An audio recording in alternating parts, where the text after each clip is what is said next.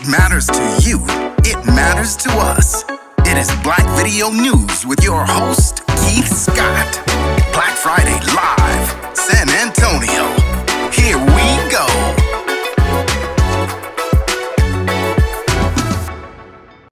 I want to thank you all for tuning in to Black Friday Live. I'm your host, Keith Scott, as always, where we come with the hottest topics and subject matter. Hey, with the special guest.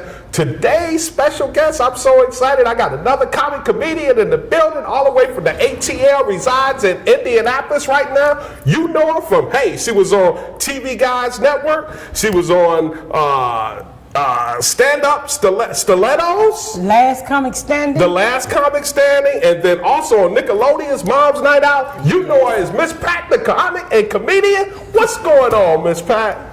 Nice to be here. Thank you for having me. Man, I'm so honored to have you on Black Friday Live. I'm a girl. I'm not a man. Yes, you are. My top is real. Oh, yeah. I'm so honored to have you on Black Friday Live. Thank you for having me. Thank you for having me. Man, Miss Pat is in the house.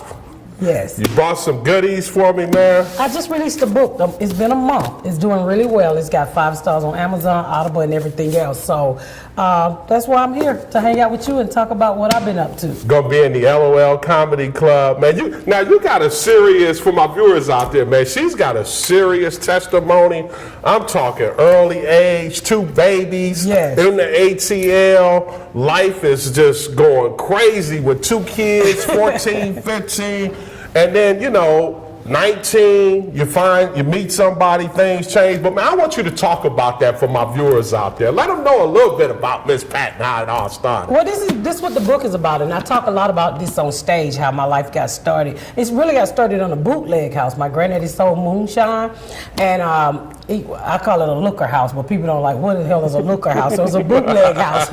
And we did everything there. I learned a lot. As a kid, I saw a lot of things that I shouldn't have saw. Like, I got my first job, and it was my mama gave me a job. Well, when people get drunk at the looker house or the bootleg house, they would fall asleep, and I would have to go in their pockets and steal their wallets. And for every wallet I stole, she gave me $1. Now that's a lot of money at 7 when Pac-Man just came out. You know what I'm saying? Man, I could play all day. Playing all day, huh? Well, I was making like $8 a weekend. That's a lot of money in '79 for a poor black kid. 7 years old, 8 years old. Yeah, I mean, my only goal in life was to get my name at the top of the Pac-Man machine, P-A-T, either R-A-B, because that was my nickname. Right. And then we ended up moving in to another part of the inner city of Atlanta. Right. Ended up having 2 kids by a married man by the time I was 15. Mm-hmm. Got into selling drugs. Got shot a couple times. Bought your first Cadillac at 16. I bought you know what? I had a learner license. And I used to have all the cocaine in my neighborhood. I sold all the dope. I guess you could say I was a little big time. I made a good amount of money and did not have a driver's license, but I'm smart. I got a lot of street smart. So I would hire a crackhead, 2 a day, who had a valid license, and they would ride around with me. So if I got pulled over by the police, he wouldn't say you're an unlicensed driver. Because I had the crackhead. Are you serious? You had a crackhead driver? No, I drove. Oh, you drove, but you had a crackhead in the car. Yeah, and I told him for an 8-hour shift, he get 4 rocks.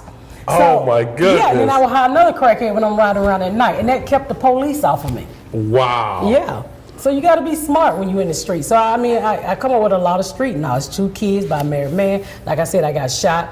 Got shot in a drive-by, and the guy shot me in my up under my arm, and it came out of my areola and blew my nipple off. And wow. You don't need 2 nipples. Be honest. Have you ever seen 2 nipples at the same time? One of them nipples one is useless. Time, huh? One of them is useless. So I got shot in the breast when I was 15, and then I got shot again by my kid's father in the back of the head. Twice.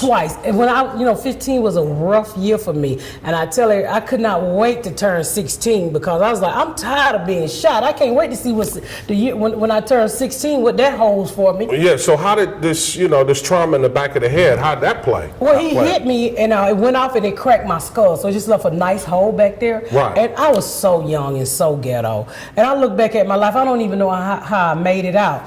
I remember after he shot me and I got out the hospital, well, all my girlfriends was going out. That was back in the day when we was wearing finger waves. Right. So my girlfriend was like, how you going to go out with a hole in the back of your head? I was like, girl, I'm a survivor. She finger waved around that bullet hole, baby, and we went to the club and we danced the night Oh, away. my goodness. You got this hole in the back of my head with finger waves around Oh, man. I looked back and I was like, oh, my God, I was so stupid. So you know, through all of that, you know, finally you get a chance at open mic night in Atlanta.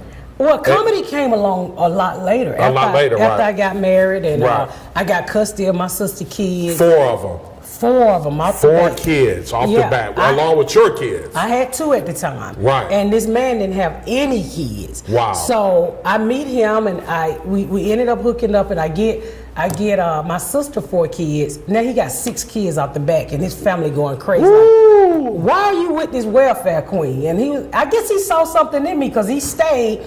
And later on, we ended up moving from one apartment and we ended up getting a house in Riverdale. Right. And with these 4 kids, it wasn't easy. Oh, I can imagine. I'm 19 with 4 kids. 4 kids. 6 kids. 6 kids. kids. 6 kids. Yeah, let's do the math. Yeah, 6 kids. 6 I'm kids. 19. Wow. 6 kids. So man, that was crazy. It was crazy. You know, I don't even know how we made it. 6 kids. And Wasn't he in the military though? He was in the military. He had just got out when I met him, and that was one of the reasons. Well, the military didn't attract me to him. What attracted me to him was that he was intelligent. Right. And he wasn't like the average dope dealer that I was used to. And, Yeah. You know, he didn't look like he punched chicks in the eyes on Friday, because the last dude always liked to hit you in the same eye on Friday. I was like, can you hit me in the other eye so we can balance these black eyes out? And so we ended up moving, and I met a caseworker when Bill Clinton did the Welfare to Work program, and I really didn't want to go to work. I just wanted to stay. It was a cycle in my family. You know, I tell you, I said, one thing you can almost guarantee with if your mama's on welfare, that's a good chance you might be on welfare. And it was handed to me. And when Bill Clinton started that Welfare to Work program, we had to get up and go to work. Wow. And I met a caseworker who was like, I was trying to run game on it, because it's easy to run game on some white people. Oh, I had a rough life. I'm like, oh, I want to fix it. I'm so sorry.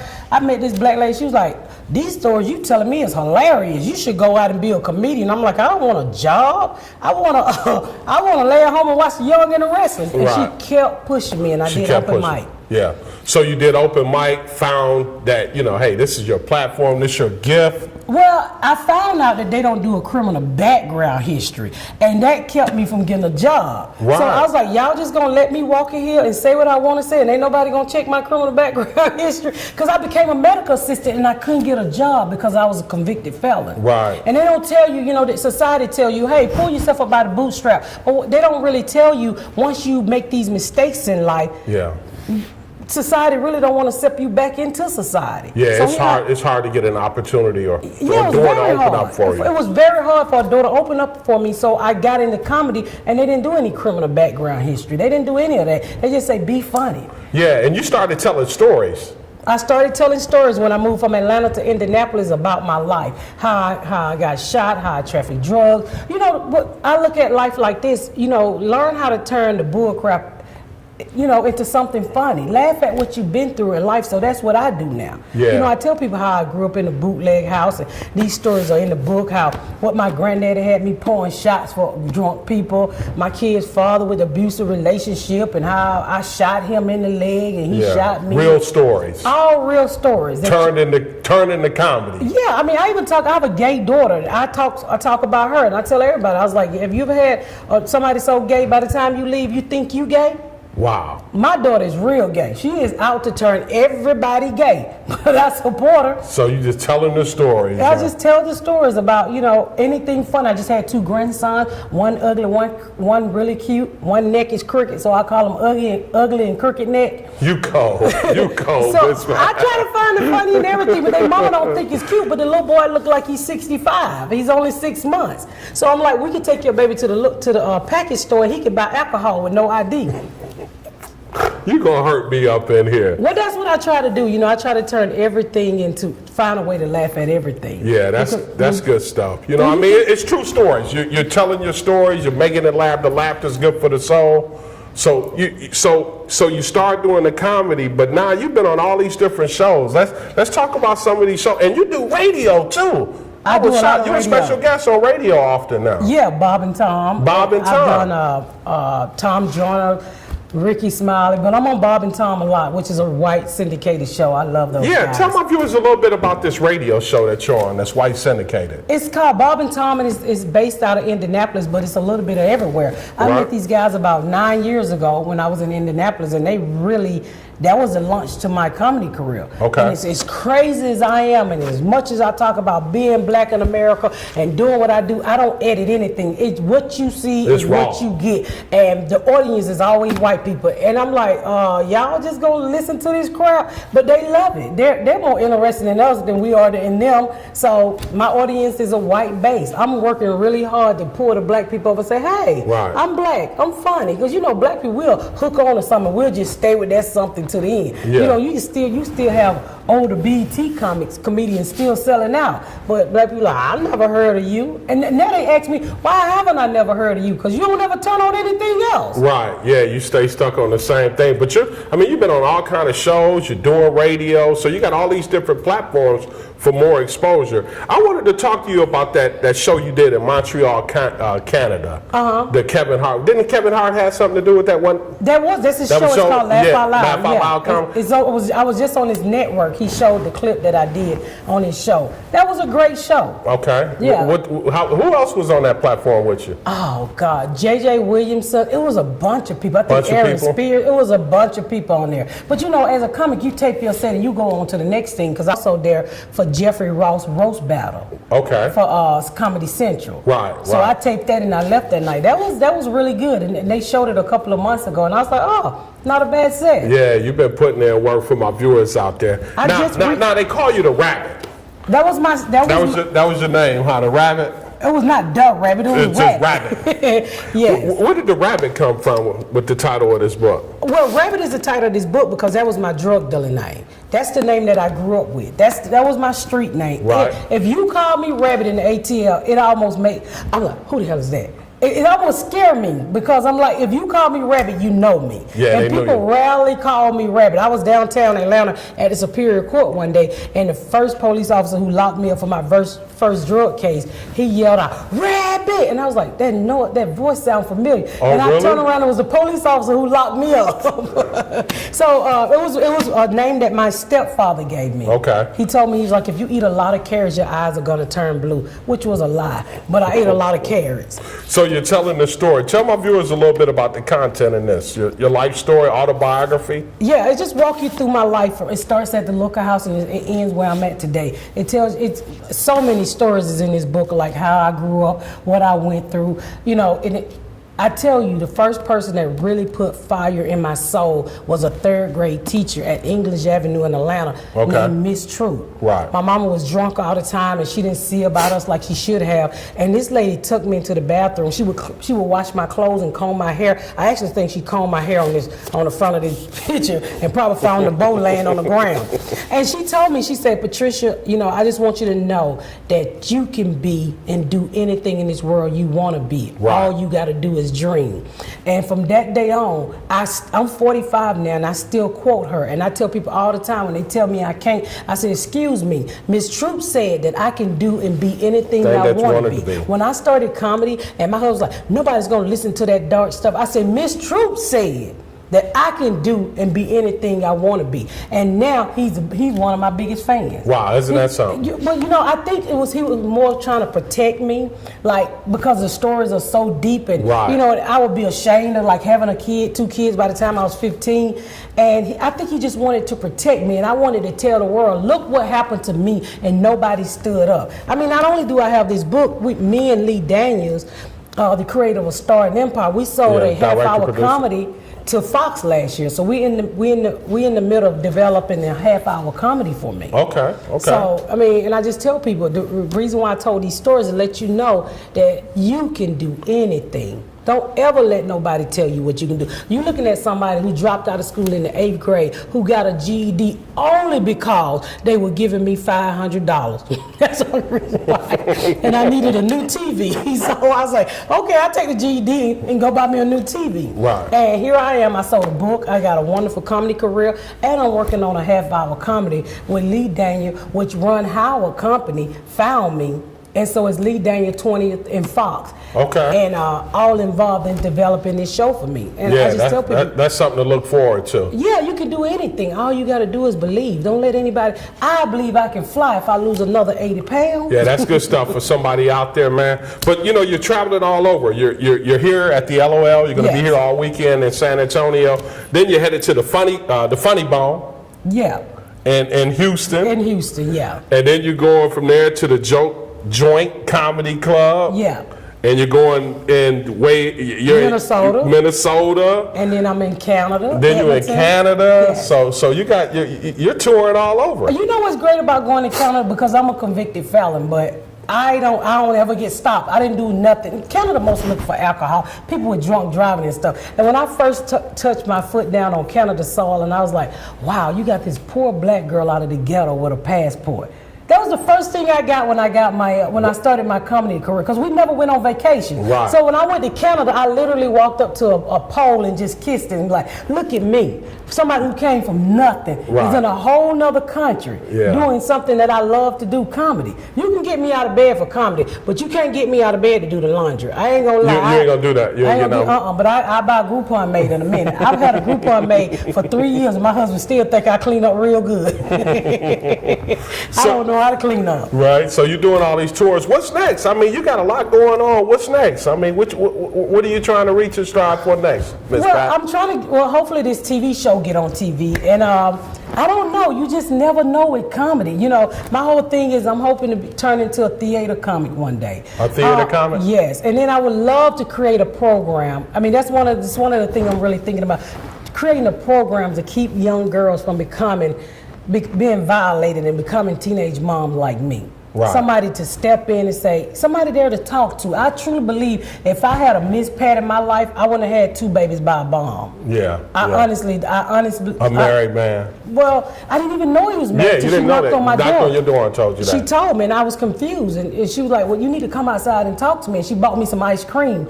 And I'm 13 and I'm pregnant. I'm still not comprehending this is this woman's husband. Right. He never mentioned that he had a baby on the way and he was married. But here I am in elementary school and you get me pregnant. Yeah. And you know what's crazy? That's real now, crazy. He's mad because I wrote the book, and he's trying to say, well, I didn't know you was that young. I'm like, dude, you were picking me up from elementary school. What you thought I was, a school teacher? Yeah, A cafeteria lady? Yeah, he knew what time it was. Well, nobody cared. Young, black, and poor in 1986, people looked the other way. This dude signed both of my kids' birth certificate, too. So you need ID to sign a birth certificate. Yeah, you do. You know, but I say he's really mad because out of all that crap he put me through, the abuse, having 2 kids, I'm dropping out of school, I rose above that. Yeah. And homeboy work at Jiffy Lube. And I tell him all the time, who's winning? I'm winning. Yeah, you've overcome some serious obstacles. Tell my viewers a little bit about where they can purchase this book for those that are interested in finding out about Miss Pat's life story. Well, the book is on Amazon, Barnes & Nobles, anywhere books are sold. And it's got 5 stars, like I said earlier, on everything. If you go and read the reviews, they make me cry. I was like, dang, these people like me more than my real daddy did. And it's a book that you would not be able to put down. Even if you don't even really read. I've heard men say, I don't even really read, and I can't put this book down. Even when you're listening to it, if you like podcasts, you'll love how slow I read on this audio book, because that's the first time I ever read out loud in about 20 years. And I'm like, well, I got to do it. They paying me. Yeah, well, you're doing podcasts too, though. Tell my viewers a little bit about the podcast shows that you have real quick. I've done Joe Rogan, Mark Maron, Bert Kreischer, you know, all the bigger ones. So I love doing podcasts. That's how all of this came about. I did a Ari Shafir podcast, and a black journalist by the name of Janine Amber heard me and came to a show and approached me and said, I think you have a story that needs to be told. And in the entertainment business, you know, people tell you all the time, oh, I can do this for you. And I come from a place where I don't believe half the stuff I see and none of the stuff I hear. So she was like, I can get you an agent. And Right. the lady went out and got me an agent, and we sold this book to HarperCollins, one of the biggest publishers in the United States. And I'm still blown away. I tell people, I have to remember, I'm an author. Isn't that something? And we got together, and it took us 2 years to write this book. Because we tried to put it all out there. And then HarperCollins was like, no, you got to take something back. So we had to rewrite the whole book, which was a lot better after we rewrote it. But it's a book you can't put down. And it's great for kids these days who think they're going through something. You know how ungrateful kids are? I tell my kids all the time, you don't know what a bad meal is, so you grow up eating chicken back with that butt hanging off the back. Do you remember that? That was black people chicken nuggets. Y'all remember that? Yeah, I remember it. And my mom used to cut it off and you just fry it up and you think you got po man chicken nuggets. That was a chicken butt. And you didn't know it was a chicken butt until I got grown. I'm like, all these years? You was eating that, huh? I was dipping chicken butts in ketchup. And these kids talking about McDonald's. Actually, chicken butt might taste a little bit better, but and, you know, it's a great story to let kids, especially teenagers who think they got it so bad. You know, I was just arguing with my 19-year-old today. She wants me to pay her for babysit, but you don't pay me to feed you. You live in my house. Why do I have to pay you? Oh, these kids, they crazy. Yeah, they out of control. They never pay me. My mama was the type of person, she had a 22. She sat in the house every day and she shot her pills. Papa, go get me some water. And we were so used to it, is according to how many bullets she shoot, we knew what she wanted. You had a regular Medea up in there, huh? I mean, they don't She know got your anything. attention up in there with that pistol, huh? But they don't know anything about lighting your mama weed when you're in the 4th grade, or lighting your mama cigarettes, going to the store and getting personal items.